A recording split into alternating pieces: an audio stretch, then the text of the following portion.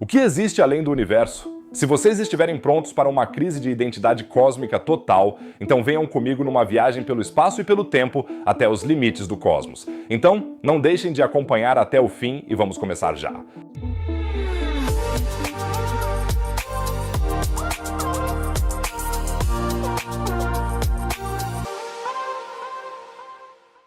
A gente acredita que o espaço começou há 13,8 bilhões de anos com o Big Bang e vem se expandindo desde então. Mas se é assim, o que existia antes do Big Bang? E o que tem além do universo? Existem algumas respostas para as perguntas sobre o que tem além do cosmos e o que existia antes do Big Bang, então vamos dar uma olhada nisso. O cosmos nasceu primeiro bem pequeno e depois ficando cada vez maior até hoje. Isso se chama expansão cósmica. Essa é a teoria do Big Bang, mas até hoje não dá para provar de vez, mas todas as evidências apontam para isso e entre os cosmólogos essa teoria é a opinião que prevalece. Afinal, a gente pode observar, sem sombra de dúvida, que o cosmos está crescendo agora e que a grande maioria das galáxias está se afastando umas das outras. Mas onde exatamente fica o limite? Ou será que o universo é infinito mesmo? E para onde ele está se expandindo? Vamos primeiro esclarecer se o universo tem mesmo um limite e depois ver se conseguimos enxergá-lo. O problema com a nossa concepção do universo é que somos seres tridimensionais, então sempre imaginamos o cosmos em expansão como uma bola de futebol que vai ficando cada vez mais cheia, mas o cosmos tem pelo menos 4 dimensões. Alguns cosmólogos já partem do princípio de que existem mais de 10 dimensões e isso simplesmente ultrapassa a nossa compreensão de homens das cavernas. Mas existe uma possibilidade de ver o universo como uma superfície curva finita. Nosso universo não é uma estrutura tridimensional, e sim um balão espaço-temporal multidimensional e, por isso, mesmo sendo finito, poderia não ter uma borda visível. Alguns cosmólogos aprofundaram um pouco essa ideia e chegaram à conclusão de que o universo provavelmente seria mais parecido com um donut. Esse conceito de um donut multidimensional também é chamado de donut de Poincaré, em homenagem ao matemático francês Henri Donut, quer dizer Henri Poincaré. A ideia por trás da teoria é que o universo poderia ser tão curvado a ponto de se dobrar sobre si mesmo, parecido com a superfície de um donut. O espaço, então, não seria simplesmente plano e extenso, mas se curvaria de uma forma que está ancorada em dimensões superiores. Ele teria que ter uma extensão limitada, mas esse limite existiria de uma forma que seria quase impossível de entender para nós, seres tridimensionais. Essa teoria parece bem realista, com base em algumas observações. Para verificar se o cosmos é um donut, a gente poderia ver se ele se repete em certos pontos. Infelizmente, provavelmente levaria um tempão correr pelo universo inteiro e a maioria dos cientistas não está afim disso, por isso eles usam telescópios para procurar elementos recorrentes no cosmos. Infelizmente, nesse universo gigantesco, isso é bem mais difícil do que a famosa busca pela agulha no palheiro. Mas, na prática, dá para olhar para trás até um momento em que o espaço ainda era bem pequeno. Afinal, cada vez que você olha para o céu, é como se estivesse voltando no tempo. Vocês veem os objetos como eles eram quando a luz partiu. Os astrofísicos conseguem olhar para trás até um momento em que o universo tinha só algumas centenas de milhares de anos. Há cerca de 380 mil anos, o universo ficou transparente. Isso significa que, de repente, começou a ser emitida radiação, mais precisamente radiação cósmica de micro-ondas. Podemos olhar para trás até esse momento e ver então uma parede gigantesca e onipresente de radiação cósmica de fundo.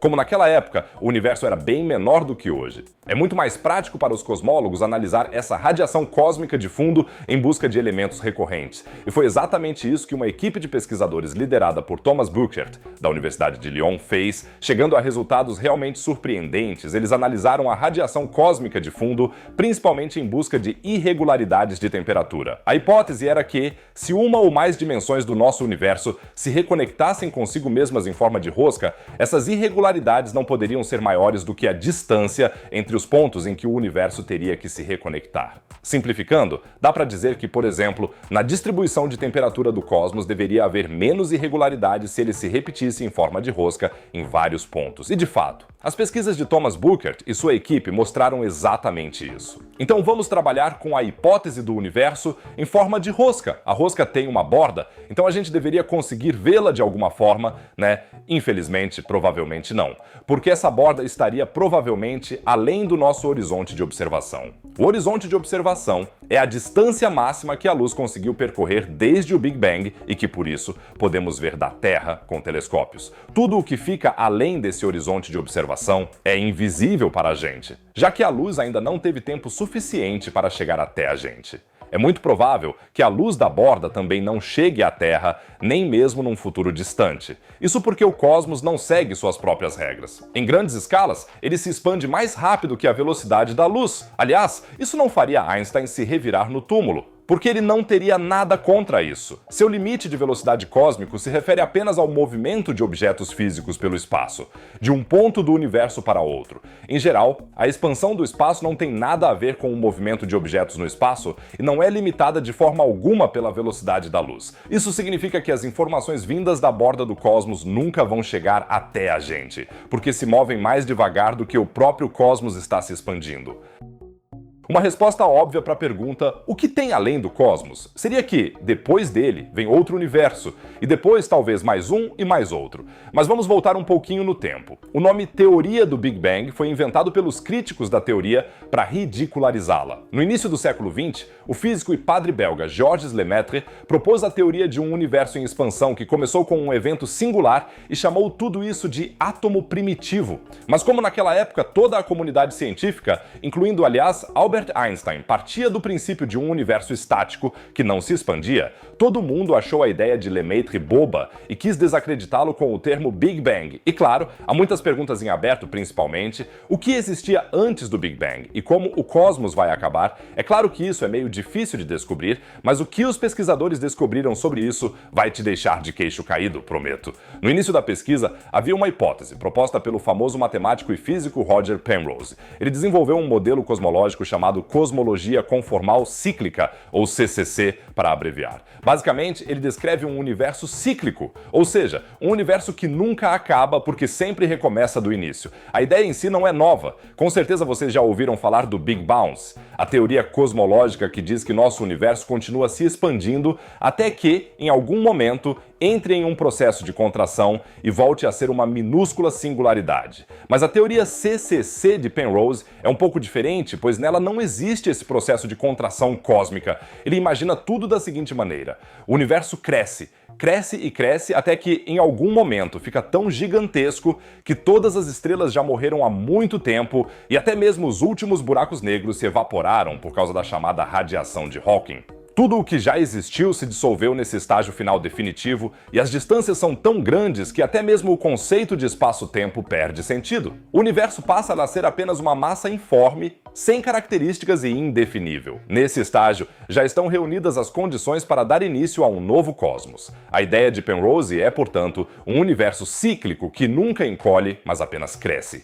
E isso se encaixa perfeitamente nas observações que fazemos atualmente sobre o cosmos, pois descobriu-se que a expansão do cosmos não diminui, mas continua aumentando cada vez mais. Os pesquisadores conseguiram até encontrar evidências que apoiam a ideia de Penrose. Elas se manifestam na forma de padrões de polarização giratórios, os chamados modos B, na radiação cósmica de fundo. Nessa radiação, a gente vê diferenças de radiação e temperatura do universo primitivo e talvez também vestígios do universo anterior. Os modos B são, por assim dizer, resquícios de buracos negros de um universo extinto. Especificamente, trata-se de 20 desses modos B, coletados em 2014 por um sensor de micro-ondas chamado BZEP-2, instalado na Antártida. Penrose acredita que essas anomalias na radiação de fundo sejam os chamados pontos de Hawking. No espaço, há constantemente pares de partículas e antipartículas. Quando se encontram, elas se aniquilam mutuamente. Mas e se um desses pares de partícula e antipartícula surgir exatamente na fronteira do buraco negro, atrás da qual nada mais consegue escapar, o chamado horizonte de eventos? Aí pode acontecer que a partícula fique do lado seguro, fora do horizonte de eventos, mas a antipartícula tenha surgido do lado errado e seja agora brutalmente sugada para o centro do buraco negro. O efeito de uma antipartícula, porém, é que ela tem energia negativa. A massa do buraco negro, então, diminui. Esse processo de evaporação pela radiação de Hawking se estende por eternidades, mas se a gente pudesse observar e registrar um buraco negro por bilhões de anos, a radiação de Hawking, no seu total, se tornaria um efeito bem perceptível. Isso seria, então, um ponto de Hawking. E talvez os buracos negros do universo anterior tenham deixado seus pontos de Hawking na radiação de fundo. É exatamente essa a ideia de Penrose, que os efeitos da evaporação dos buracos negros sobrevivam à morte de um universo, se irradiem para o novo e sejam então refletidos como um artefato na radiação de fundo. Não sei o que vocês acham, mas eu acho isso inacreditável. Mandem suas ideias e reflexões sobre o assunto nos comentários. Estou super curioso para saber o que vocês pensam. Se além do cosmos realmente existisse outro cosmos, surge a pergunta: como eles estariam conectados? Alguns pesquisadores acham que nosso universo existe dentro de um buraco negro. Isso tem a ver com as características de um buraco negro.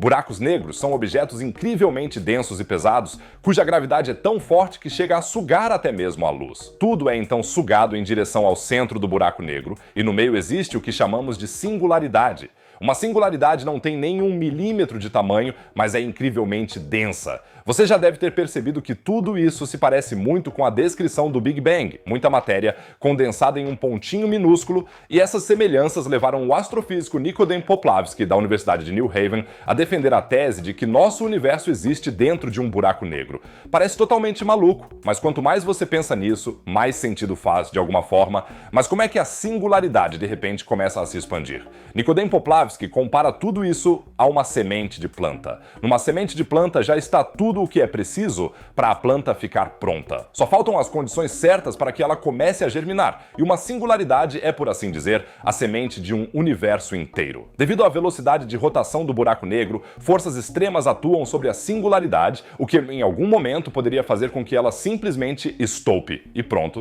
temos um Big Bang. É claro que isso não aconteceria em qualquer buraco negro. Depende, na verdade, de quanta massa a singularidade já possui. Mas claro, tudo isso não passa de uma especulação. Ninguém sabe se é verdade, e a esse respeito é preciso dizer que os cientistas da corrente dominante, na verdade, rejeitam tudo isso. Mas essa hipótese de que vivemos dentro de um buraco negro explicaria alguns mistérios. Por exemplo, isso poderia explicar por que o Big Bang aconteceu. Se fosse assim, existiria, por assim dizer, um universo-mãe para a gente, onde fica o buraco negro que leva ao nosso universo. Além disso, isso também poderia responder à pergunta sobre o que existe fora do universo. Exatamente o buraco negro e, em algum ponto, o horizonte de eventos. Isso também explicaria por que não conseguimos detectar nenhuma interação do nosso universo com outro universo. Afinal, o horizonte de eventos não deixa nenhuma informação sair, então estaríamos isolados do nosso universo-mãe pelo buraco negro em que estamos através do horizonte de eventos, o que explicaria exatamente por que não conseguimos enxergar para além do universo. Mas também existem algumas teorias um pouco mais criativas sobre como seria o universo como um todo e como ele poderia interagir com o espaço ao seu redor. Uma delas tem a ver com a hipótese de Gaia, que basicamente diz que a nossa Terra poderia ser um único organismo. Mas e se até mesmo o universo inteiro fosse vivo? Pode-se dizer que seres vivos são unidades genéticas organizadas, capazes de metabolismo, reprodução, reação a estímulos, crescimento e evolução. Mas também existem casos limite, como os vírus, que provavelmente não são considerados seres vivos, já que não são capazes de se reproduzir sozinhos e também não possuem metabolismo no sentido estrito da palavra. E fica ainda mais complicado quando a gente pensa que cada um de nós, por sua vez, é composto por uma quantidade incontável de seres vivos menores. Todas as bactérias no seu corpo, sem as quais você não funcionaria como organismo, também são pequenos seres vivos individuais. Então, se a gente é um ser vivo que, por sua vez, é composto por um número infinito de unidades menores, não é tão absurdo assim pensar que unidades maiores também possam ser seres vivos. Tipo, a Terra. Essa ideia ela é conhecida como hipótese de Gaia. E se a gente for um pouco mais longe, o cosmos inteiro poderia ser vivo. Um argumento que dá para usar para ver o espaço como um organismo é a evolução. A cosmologia descreve aqui o desenvolvimento do universo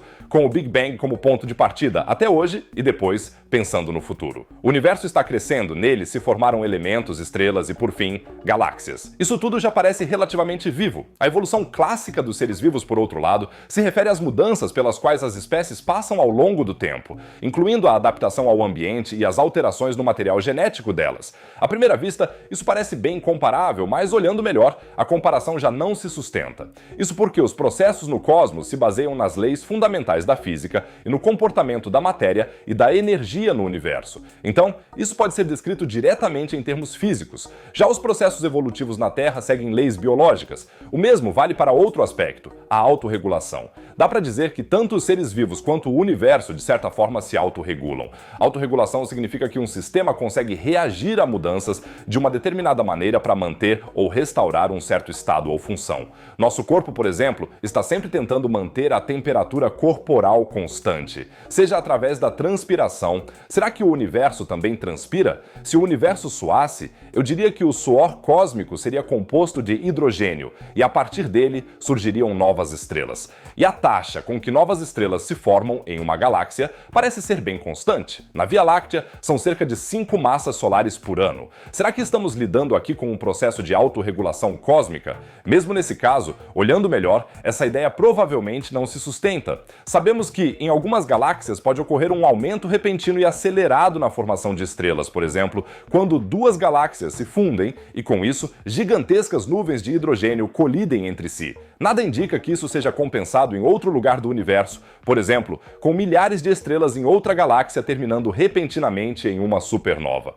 O que dá para dizer, claro, é que o potencial total de energia e massa no universo permanece o mesmo. Isso já é o que dizem as leis da termodinâmica, mas, na minha opinião, isso não é suficiente para supor uma autorregulação biológica nesse caso. As leis fundamentais da física e a interação entre matéria e energia no universo criam um sistema cósmico, mas não um sistema orgânico, eu diria. Um argumento contra a tese de que o universo é vivo é, acima de tudo, a falta de um propósito ou de uma intenção reconhecível em sua existência. Os organismos vivos têm o propósito de se reproduzir, e no caso do Homo sapiens, é claro que se somam ainda todo tipo de outros propósitos de vida, autoimpostos e imensamente importantes, como, por exemplo, ficar sentado 40 horas por semana em um escritório compartilhado. Mas provavelmente, com nosso conhecimento limitado, ainda não podemos nos dar ao luxo de achar que sabemos qual é o propósito do universo. Um ponto que para mim é muito importante aqui é que talvez a gente seja uma ferramenta do universo criada por acaso para dar sentido ao todo. Esse é um privilégio incrível e valioso que me deixa muito feliz por existir.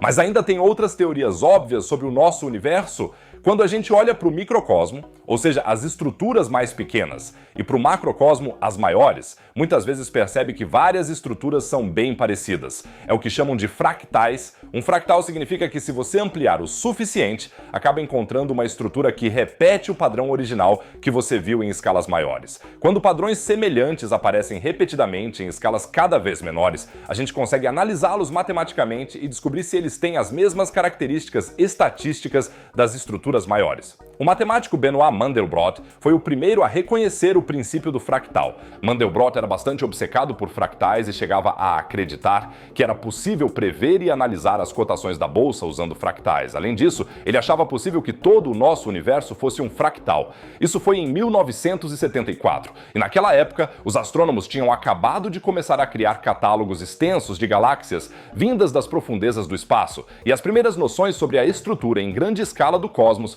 começavam a tomar forma. Hoje em dia, temos uma boa ideia de como são as estruturas bem grandes do universo. Já falamos hoje sobre a radiação cósmica de fundo. Ela é composta por filamentos e vazios. Os filamentos são os fios brilhantes em torno dos quais se concentra quase toda a matéria que existe. Quase todas as galáxias, como a nossa Via Láctea, também estão dispostas nesses gigantescos fios cósmicos, mas entre eles existem espaços vazios inimaginavelmente enormes, os voids. Lá reina um vazio imenso por distâncias inimagináveis de centenas de milhões de anos-luz. A análise detalhada dos vazios mostra de forma surpreendente que eles têm de fato a mesma estrutura. As poucas galáxias solitárias que vagam pelos vazios formam uma espécie de rede mini-cosmológica. A estrutura dos filamentos, então, se repete pelo menos em um nível, ou seja, é de certa forma semelhante a si mesma. Mas um nível não é muita coisa, né? E nos níveis menores, a estrutura fractal do universo já nem funciona mais. Só o nosso sistema solar, por exemplo, já parece completamente diferente de qualquer outro sistema estelar.